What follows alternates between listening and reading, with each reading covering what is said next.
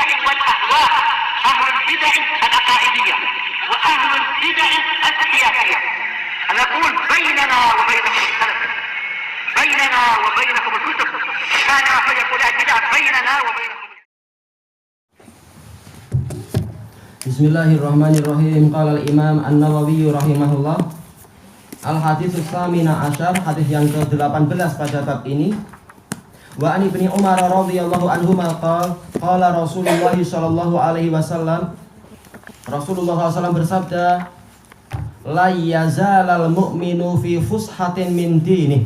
Terus menerus seorang mukmin itu berada di dalam kelapangan dari agama dia, malam yusib daman haraman, selama dia tidak melanggar atau ia melanggar, ya yusib, melanggar atau menimpa, yaitu apa? Darah yang haram. Diriwayatkan oleh Al-Bukhari. Baik, dijelaskan oleh para syurah, maksudnya adalah apa? Seorang mukmin manakala dia beriman, maka dia kekuatan di hatinya itu membesar, kekuatan iman. Maka semangat beramal soleh itu besar. Demikian pula para malaikat itu mendekat, sehingga apa? Sehingga semangat amal soleh juga banyak. Maka yang ini dikatakan sebagai fushah, yaitu ada kelapangan. Dia ingin sholat mudah, dia mengerjakan sholat. Dia ingin puasa, dia mampu. Ketika memang badannya mampu, maka dia mampu puasa.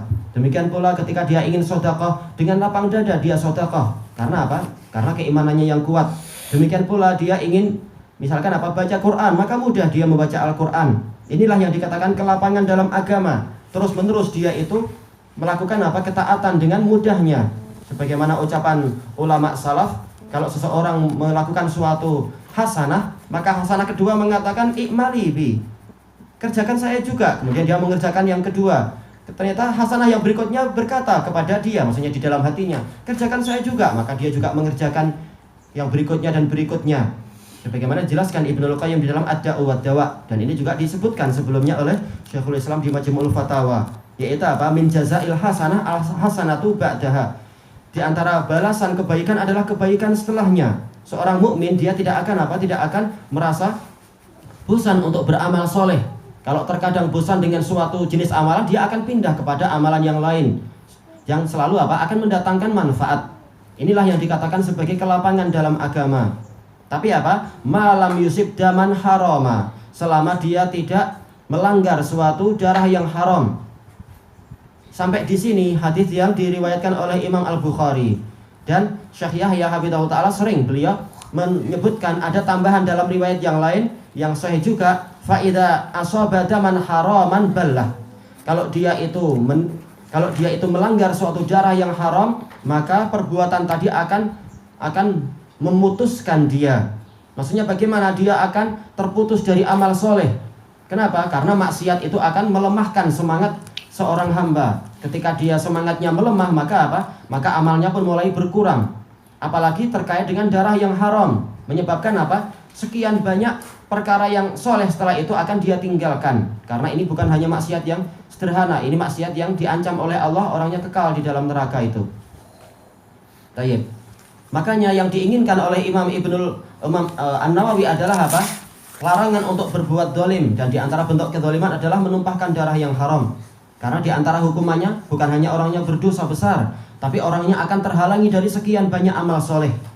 Dan inilah tafsir yang benar dari firman Allah Ta'ala, wa may yaqtul mu'mina muta'ammida fajaza'uhu jahannamu khalidan fiha wa ghadiballahu alaihi wa la'anahu wa adalahu azaban 'azima.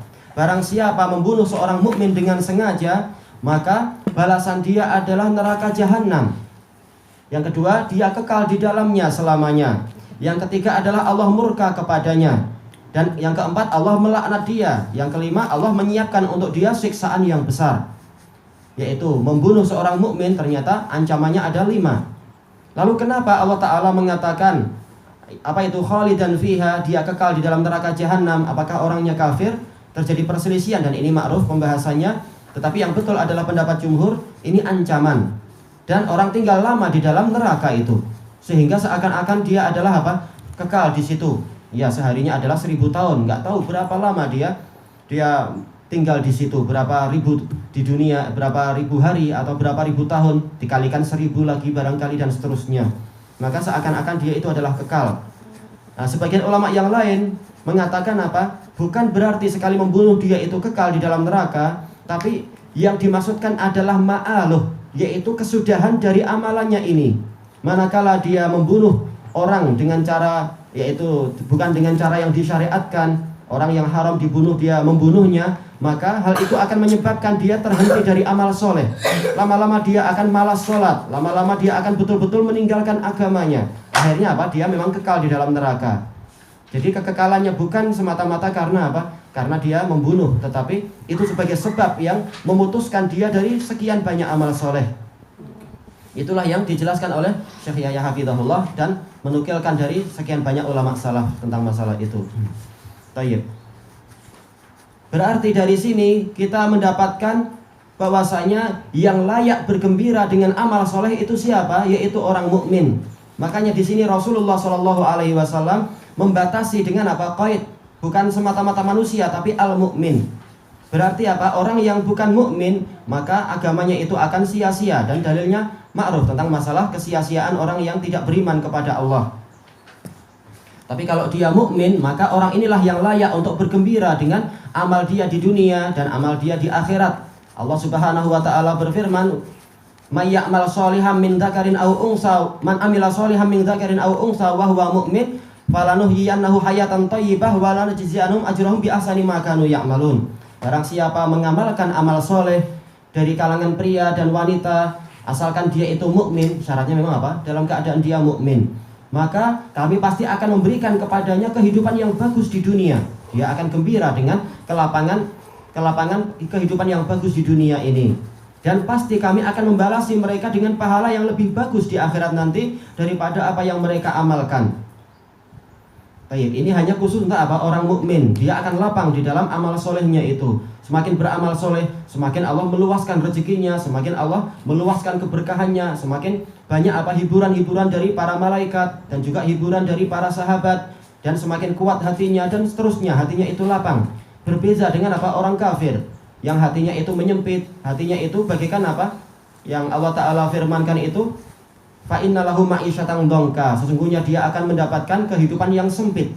Walaupun dia itu dalam keadaan kaya, tapi jiwanya sempit, tertekan, ketakutan, terkena teror dan seterusnya, karena dia bukan orang mukmin.